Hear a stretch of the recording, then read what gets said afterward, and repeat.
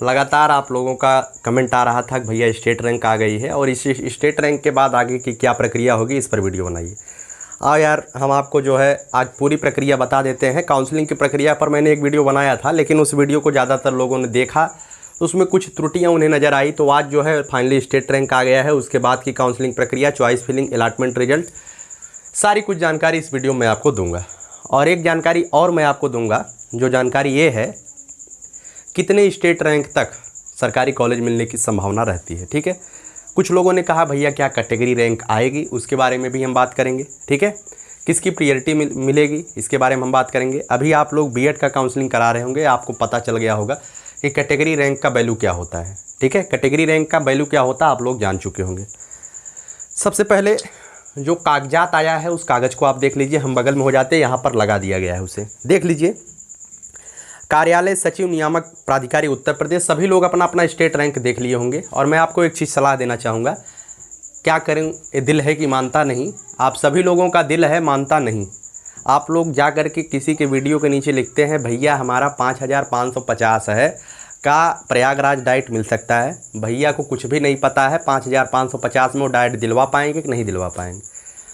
आप लोग कहीं भी जा कर के कोई भी इधर उधर करने की ज़रूरत ही नहीं है। सीधे सीधे ऑफिशियल वेबसाइट पर जाइए, जो चीज़ें होंगी आपको वहीं पर परिलक्षित होती रहेंगी।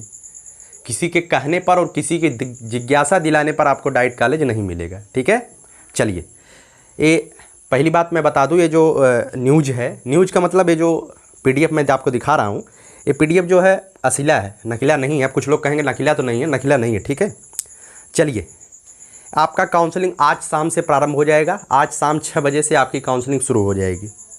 22 सितंबर 2021, पहला देखिए क्रम संख्या लिखा गया, उसके बाद लिखा गया संस्थान का विकल्प भरने का तिथि। 22 सितंबर 2021 से सायं, उसके बाद 24 सितंबर 2021 तक शाम 22 से 24। देखिए सारी प्रक्रिया जो है बहुत तेज़ी से अब चलेंगी। कितनी तेज़ी से? बहुत तेज़ी से। 22, 23, 24 तक एक से लेकर के 30,000 रैंक के जितने भी बच्चे होंगे वो अपनी काउंसलिंग कराएंगे। अब काउंसलिंग में क्या करेंगे उसे भी आप लोग ध्यान रखिएगा। काउंसलिंग में जो है आपको जो है चॉइस फिलिंग करना पड़ेगा। क्या करना पड़ेगा? Choice filling. अब चॉइस फिलिंग में क्या होता है? चॉइस फिलिंग में होगा ये कि आपको जो है अपने वरीयता के अनुसार अपने कॉलेज का चयन करना पड़ेगा। अब जैसे अगर आपको लगता है आपका जो है स्टेट रैंक, ध्यान से सुनिएगा, अगर आपकी स्टेट रैंक 15,000 तक है, ठीक है, अगर आपकी स्टेट रैंक 15,000 तक है तभी आप जो है सरकारी कॉलेज पाएंगे। ठीक है, अन्यथा की स्थिति में 15,000 से ऊपर की स्थिति में, वास्तविकता मैं लिपिर चिपिर नहीं बतिवाता हूँ, एकदम सत्य और श्योरिटी के साथ कह रहा हूँ, 15,000 से ऊपर आपकी स्टेट रैंक आ रही है और आप किसी स्पेशल कैटेगरी जैसे पीएच और एक्स सर्विसमैन को छोड़ करके नहीं आते हैं, तब आपको जो है चाहे आप एससी हो, चाहे ओबीसी हो, चाहे एसटी हो, चाहे जनरल हो, आपको बहुत ही कम संभावना रहेगी कि आप 15,000 के बाद जो है आपको जो है कॉलेज मिल जाए, सरकारी कॉलेज। ठीक है, 15,000। अगर पीएच कैटेगरी है तो उनके लिए कुछ आधार बाद में बनाया जा सकता है। अभी फिलहाल के लिए कोई आधार नहीं बनाया गया, ना ही कोई आरक्षण की बात की गई है। ठीक है, ठीक है, समझ में आया? आरक्षण तो मिलेगा आपको, लेकिन स्टेट रैंक के अनुसार आरक्षण मिलेगा, ना कि कैटेगरी रैंक के अनुसार आरक्षण मिलेगा। समझ में आया? अब 15,000 तक अगर आपको है तो मैं आपको सलाह दूंगा, अगर आपको लगता है कि मुझे डाइट कॉलेज में ही एडमिशन लेना, नहीं तो हम एडमिशन नहीं लेंगे, ठीक है, तो आप शुरू करिएगा और लास्ट तक जितने भी, इसमें नो लिमिटेशन है, आप कितने भी डाइट कॉलेज भर सकते हैं, 15-20 कॉलेज आप भर दीजिए। जैसे जिस पहले वरीयता जिसको देंगे, अगर वहाँ पे सीटें आपके लायक होती हैं, आपका स्टेट रैंक वहाँ पे आ जाता है, तो आपको जो है वो कॉलेज अलाट हो जाएगा। ठीक है, उत्तर प्रदेश में 67 डाइट कॉलेज हैं, तो वरीयता के अनुसार आप लोग भरिएगा। ठीक है, अगर आपको डाइट कॉलेज ही लेना है, ठीक है, 15,000 तक कोई मिलेगा, उसके ऊपर वाले तो अपने पहले नंबर पर कोई डाइट कॉलेज भर दीजिएगा अपने क्षेत्र वाला, उसके बाद दूसरे नंबर पे उस प्राइवेट कॉलेज को भर दीजिएगा जहां से आप करना चाहते हैं, और वही मिल जाएगा। ठीक है, तो इधर उधर की बातें नहीं, डायरेक्टली मैं सियोरिटी के साथ बता रहा हूं। इससे ज़्यादा अगर आपकी 35,000 रैंक है, 39,000 रैंक है, अब एक लोगों ने पूछा भैया हमारा 1,29,000 रैंक है, क्या मुझे मिल सकता है? काहे मूड अपना पंचर कर रहे हो यार? 1,29,000 में एकदम अनहरो मनी बता देंगे कि नहीं मिलेगा। 10,600 सीट है तो कहाँ से मिल जाएगा? इसमें तो ज़्यादा सरकारी सीट है, बीएड में केवल 7800 सीट है, इसमें तो 10,600 है, बीएड में मात्र 7800 सीट है सरकारी, तो कहाँ से मिल पाएगा? चलिए, तो अगर आपको लगता है कि आपको सरकारी कॉलेज मिलेगा 10,000 के नीचे, 15,000 के नीचे रैंक है, तो आप लोग इसे भर दीजिएगा और सिक्योरिटी के साथ मिल जाएगा। ठीक है, 10-15 डाइट कॉलेज कहीं से कहीं भी मिल जाएगा। अगर आपको लगता है कि आपको नहीं मिल पाएगा, 10 ठी डाइट कॉलेज डालने के बाद 1 ठी डाल दीजिएगा प्राइवेट कॉलेज। वही प्राइवेट कॉलेज डालिएगा जहाँ से आप पहले संपर्क किए हो, नहीं तो प्राइवेट कॉलेज में जाने के बाद ना ये जो मूड है, जो आपका सर है, इसको अच्छे से छोल देते हैं, अर्थात इतना पैसा ले लेंगे। ठीक है, वहीं से संपर्क बनाइएगा जहाँ से आप करना चाहते हैं। चलिए, और भैया जो 1 से 30,000 तक है ना, इनका जो है संस्था का आवंटन जो है प्रकाशित हो जाएगा 25 सितंबर को। 25 सितंबर को आपका रिजल्ट वो आ जाएगा। 25 सितंबर का होगा आपका रिजल्ट आ जाएगा। रिजल्ट का मतलब कि आपको कौन सा कॉलेज मिला है, आपको प्राइवेट मिला है कि सरकारी मिला है। 1 से 30,000 वाले 25 सितंबर को अपना पता पा गए होंगे कि कौन सा उन्हें कॉलेज मिला है। ठीक है, चलिए उसके बाद हम बताते हैं। अभी 10,000 पे भी आते हैं भैया। कुछ लोग कहेंगे भैया 10,000 वह कब लगेगा। ठीक है, चलिए, दूसरा राउंड का जो काउंसलिंग होगा वो 25 सितंबर के शाम से शुरू होगा, जब उसका रिजल्ट आ जाएगा। पहले काउंसलिंग हुआ, जब रिजल्ट आ जाएगा 25 सितंबर के शाम को इसका शुरुआत होगी और 27 सितंबर तक चलेगी। जिसका मतलब यह है कि आप लोग थोड़ी सी भी चूक मत करिएगा। जैसे ही साइट खुले फटाक से जाइएगा, करवा लीजिएगा, नहीं साइट ही ऐसे ही से करने लगता है तो फिर गए काम से। तो 25 सितंबर से 27 सितंबर तक होगा और 30,000 से लेकर के 1 लाख तक के लोग उसमें पार्टिसिपेट करेंगे। और वो भी लोग पार्टिसिपेट करेंगे, ध्यान से सुनिएगा, वो भी लोग पार्टिसिपेट करेंगे जो पहले 1 से लेकर के 30,000 के बीच में काउंसलिंग तो करवा लिए थे, लेकिन उन्होंने सारा डाइट कॉलेज डाल दिया था। अब उन्हें डाइट कॉलेज मिला ही नहीं। अब उनका आधार ही है तो भैया हमें जो है प्राइवेट मिलेगा। तो जो 1 से 30,000 के बीच जिनके कॉलेज नहीं मिला है, अलॉटमेंट नहीं हुआ है, वो दूसरे काउंसलिंग में भाग लेकर के अपना कॉलेज चयन कर सकते हैं। तब वहाँ पे जो है उन्हें प्राइवेट कॉलेज मिल जाएगा। ठीक है, पहले में आपने सरकारी पूरा डाल दिया और आपको सरकारी लायक है ये नहीं है, आपका रैंक 28,000 है, तो आपको मिलेगा कैसे। नहीं मिला तो आप दूसरे काउंसलिंग में भाग लीजिए। दूसरे काउंसलिंग में आपको सरकारी नहीं मिलेगा तो प्राइवेट मिल जाएगा। ठीक है, तो जो पहले से चूके हैं दूसरे काउंसलिंग में भाग ले सकते हैं, लेकिन दूसरे काउंसलिंग में कहाँ तक, 30,000 से 1 लाख तक। लेकिन जो पहले से चूके हैं दूसरे में आ जाइएगा और आप जो है 28 सितंबर को आपका प्रकाशित हो जाएगा कि आपको कौन सा कॉलेज मिला है। ठीक है, चलिए उसके बाद बात करते हैं तीसरी काउंसलिंग की। तीसरी काउंसलिंग जो है 28 सितंबर को शाम से शुरू होगी और 30 सितंबर तक चलेगी। ठीक है, 28 सितंबर से 30 सितंबर तक चलेगी। और इसमें क्या होगा, इसमें जो है 1 लाख से 2,40,000 तक जितने लोग रहेंगे सभी लोग पार्टिसिपेट करेंगे। अर्थात 1,40,000 जो जितने भी छूटे हुए बच्चे हैं सब लोग इसमें पार्टिसिपेट करेंगे। अब देखिए अब इसमें वह भी लोग पार्टिसिपेट करेंगे जो 1 से लेकर के 1 लाख के बीच थे और उन्होंने जो है ऐचा पैचा कॉलेज डाल दिया था। लोग सरकारी कॉलेज के चाह में जो है प्राइवेट कॉलेज डालते ही नहीं हैं। मैं आपको सलाह दूंगा कि 4-5 ठी डाइट डालिएगा, उसके बाद एक आध जरूर प्राइवेट कॉलेज डालिएगा जिससे आपको प्राइवेट कॉलेज अलॉट हो जाए, नहीं तो दिक्कत होती है। ठीक है, तो जो बाद में 1 से लेकर के 1 लाख तक के बच्चे बचे हुए हैं जिनको किसी कारणवश नहीं मिल पाया है, वो तीसरी काउंसलिंग में पार्टिसिपेट करेंगे और उनको मिल जाएगा। ठीक है, उनको कॉलेज मिल जाएगा। 1 अक्टूबर 2021 को इनका भी रिजल्ट प्रकाशित हो जाएगा कि आपको कौन सा कॉलेज मिला है। समझ में आया ना। उसके बाद नीचे दिया गया है, प्रशिक्षण संस्थान द्वारा प्रवेश लेने वाले अभ्यर्थियों को ऑनलाइन रिपोर्ट लॉक करने की अंतिम तिथि 4 अक्टूबर 2021 तक है। अर्थात मतलब कहा जानते हो, मतलब ये है कि आपका जैसे संस्था आवंटन चाहे 25 को हो, चाहे 28 को हो, चाहे 1 अक्टूबर को, जैसे आपका संस्था आवंटन हो जाता है 4 अक्टूबर से पहले 4 अक्टूबर से पहले जो संस्था आपको आवंटित हो जाता है उस संस्था को लॉक कराने की जिम्मेदारी आपकी होगी। ठीक है, उस लॉक कराने में ही आपका जो है पैसा लगेगा, जो फीस आपका लगेगा उस लॉक कराने में लगेगा। अब कितना लगेगा वो बाद में जो है बताया जाएगा। पहले 10,000 लगता था। ठीक है, तो लॉक करने के 4 अक्टूबर से पहले आप उस संस्था को लॉक कर दीजिएगा, अन्यथा की स्थिति में आप काउंसलिंग प्रक्रिया से कराने के बाद भी आप बाहर हो जाएंगे। और जैसे ही आप उस कॉलेज को लॉक कराते हैं 4 अक्टूबर से पहले आपको उस कॉलेज में अपने अभिलेखों को लेकर के पहुंच जाना है।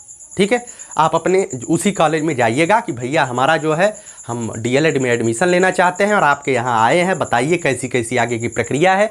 तो जो है आपको बता देंगे किस तरीके की प्रक्रिया है, आपको इस तरीके से आगे काम करना है। समझ में? ठीक है, उम्मीद है कि समझ गए होंगे। और लगातार आप लोग कमेंट मत करिएगा हमारा 25,000 रैंक है तो कहाँ मिल जाएगा। इसे कोई भी नहीं बता सकता है, केवल आपको एक उत्साह दिया जा सकता है। जी बिल्कुल आपको कॉलेज मिल जाएगा।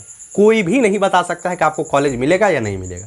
मैंने बताया 15,000 रैंक के नीचे होगा तो निश्चित तरीके से कहा जा सकता है कि मिल जाएगा। लेकिन इसमें भी क्या है, इसमें भी एक गट मतलब कि धोखा लगेगा। क्यों? क्योंकि 10,600 सीट है यार, 15,000 हम बता रहे हैं, 15,000 तक कैसे मिल जाएगा? 10,600 सीट है ना। लेकिन कुछ बच्चे ऐसे होते हैं जो कहीं तैयारी व्यारी करते रहते हैं, NTPC कर रहे हैं, SSC CGL की कर रहे हैं, UPSC कर रहे हैं, क्योंकि लोगों को नौकरी नहीं मिल रही है तो लोग BTC करना चाह रहे हैं, तो तैयारी करेंगे दिल्ली और इलाहाबाद और बनारस प्रयागराज, ठीक है। तो चाहेंगे कि हमारा प्राइवेट में हो जाए, डाइट में कौन झमेला पालेगा, ठीक है। तो कुछ लोग इससे बाहर हो जाते हैं, प्राइवेट में कर लेते हैं, तब आपको मौका मिल जाएगा। इसी वजह से 4,000 मैंने बढ़ा दिया, नहीं 10,600 को सरकारी कॉलेज मिलेगा, ठीक है। अब उससे ज़्यादा भाई मिलेगा नहीं, कैसे बताएं, ठीक है। और 4 अक्टूबर तक आप सभी लोग पार्टिसिपेट करके अच्छे से एकदम मेहनत करके कैसे और कैसे, जैसे आपका साइट खुले तुरंत काउंसलिंग कराइए, तुरंत जाके कॉलेज में अलॉटमेंट कराइए, उसके बाद ले लीजिए कॉलेज। और वही कॉलेज वरीयता दीजिएगा जिस कॉलेज में आपका संपर्क हो।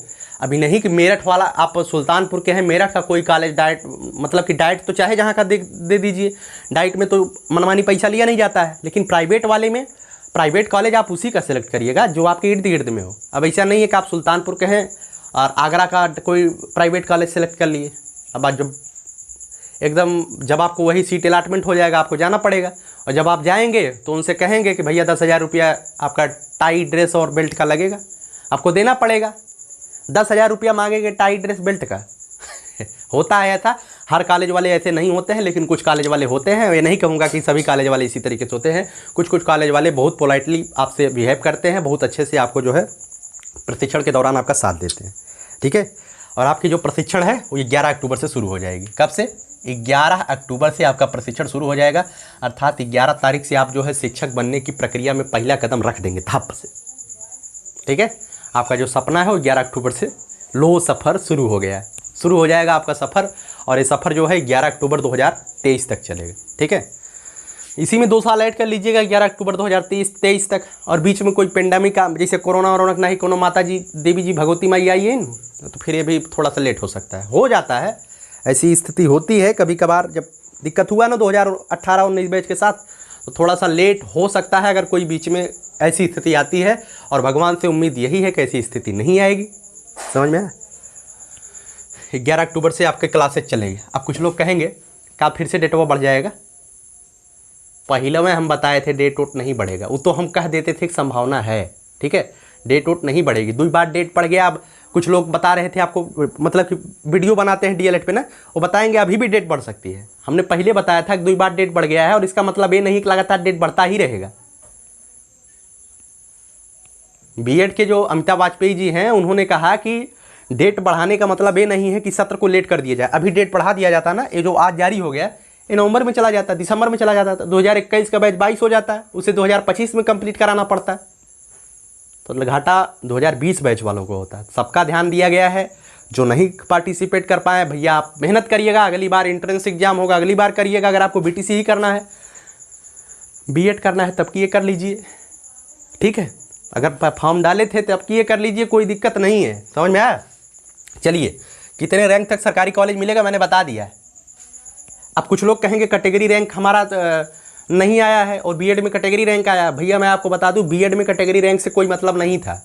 अभी काउंसलिंग हो रही है ना, काउंसलिंग होने के बाद जब सीट अलॉटमेंट रिजल्ट आएगा तो उसमें कैटेगरी रैंक से कोई मतलब नहीं है, कोई भी मतलब नहीं है। आप कैटेगरी रैंक में 1000 के नीचे रैंक आ रहे हैं, तब भी आपके जो कॉलेज मिलेगा वो स्टेट रैंक के हिसाब से मिलेगा, ठीक है। यही समस्या होती है जब ये वाला परीक्षा होता है, मतलब कि जो एडमिशन वाला प्रोसेस होता है, एडमिशन वाले प्रोसेस में यही होती है। और जो वो होता है प्रतियोगी परीक्षा होती है, वहाँ पे सबका अलग अलग कट ऑफ बनाया जाता है। यहाँ पे अलग अलग, मैंने पहले बताया था कि जैसे अब कुछ लोग कहेंगे EWS वाला कब फायदा मिलेगा, ठीक है। EWS वाला फायदा, आपने EWS बनवाया है ना, EWS आपने वहाँ पे यस कराया है ना, अगर फ़ायदा मिलना होगा तो मिल जाएगा, ठीक है। अगर नहीं मिलना होगा तो भाई समस्या तो होगी। लेकिन EWS आपको कहाँ पे फ़ायदा करेगा? आगे फ़ायदा करेगा। अभी से आपने EWS लगाया है तो TET सुपर TET में आप EWS कैटेगरी में ही आएंगे, और आसानी से आपको वहाँ पे जो है जो सुविधा आपको जो सुपर टेट की लिखित परीक्षा होगी उसमें जो है आपका जो कट ऑफ जाएगा EWS वालों का OBC के बराबर जाएगा, OBC के नीचे भी जाता है। यही फ़ायदा आपको होगा अगर आपने अभी से EWS यस किया है। हो सकता है इसमें स्टेट रैंक में आपको फ़ायदा न मिले, कैटेगरी रैंक में आपको फ़ायदा न मिले, आपको सरकारी कॉलेज न मिले, लेकिन आगे फ़ायदा होगा जब आप नौकरी वाली परीक्षा देंगे। तो मतलब कि ये तो वैसी परीक्षा है, ठीक है। चलिए, कौन कौन से कागजात तैयार रखें? अब अब बहुत बड़ी बात, हमने एक वीडियो बनाया था, उसमें मैंने बताया था कौन कौन से कागज़ तैयार रखने हैं। कुछ लोगों ने हमसे कहा बताइए कौन कौन से कागज़ तैयार रखें, चलिए देख लीजिए। हाई स्कूल के मार्कशीट सर्टिफिकेट जौने होगा आपके पास, इंटर के होगा आपके पास, ग्रेजुएशन के। अब ग्रेजुएशन कुछ लोग कहेंगे हमारे पास फाइनल सर्टिफिकेट नहीं, क्या करेंगे? जो आपका प्रोविजनल इंटरनेट वाला है उसी से काम चल जाएगा। अभी सबको पता है, यूनिवर्सिटी को, पीएनपी को, सबको पता है आपके पास मार्कशीट नहीं आई है। मार्कशीट छापो ही ना है तो कैसे आई है मार्कशीट? ठीक है। जाति प्रमाण पत्र, अब जाति प्रमाण पत्र के कर लागे? जाति प्रमाण पत्र उनका लगेगा जो ओबीसी SC ST के हैं। जनरल के कैंडिडेट का जाति प्रमाण पत्र नहीं लगता है, तो ओबीसी SC ST वाले जाति प्रमाण पत्र बनवा लीजिएगा। ठीक है, फ़ायदा आपको मिलेगा। यहाँ पे हो सकता है स्टेट रैंक वाले में मैटर ना करे, लेकिन आगे फ़ायदा मिलेगा तो बनवा लीजिएगा जरूर, नहीं तो आप जनरल में काउंट कर लिए जाएंगे। निवास प्रमाण पत्र ज़रूरी है, आपने बनवा भी लिया होगा और बनवा लीजिएगा। अगर अभी तक नहीं है तो बनवा लीजिए। कुछ लोग कहेंगे कब तक का बना होना चाहिए? अभी तक तो आपको बन जाना चाहिए था।